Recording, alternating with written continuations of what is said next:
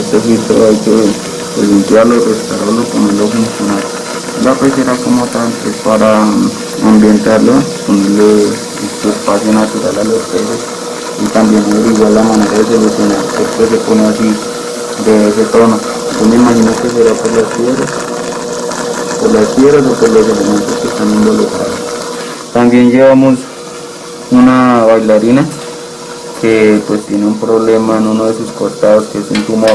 Entonces vamos a ver si la podemos operar y para poderla ingresar nuevamente a su espacio, que siga en compañía de ella. Entonces,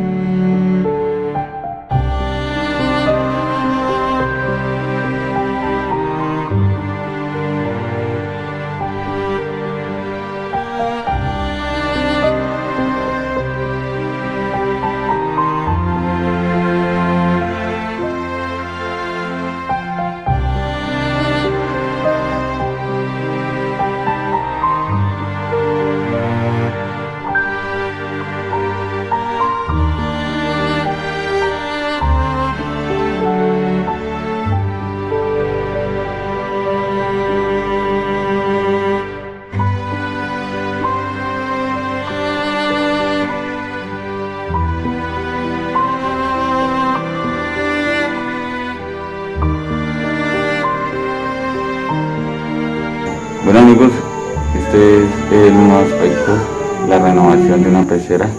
Hemos incorporado peces de cardumen, son peces tetras cardenales y hay dos bailarinas, carpas están ya bastante crecidas, un pez gurami y una carpa telescopio.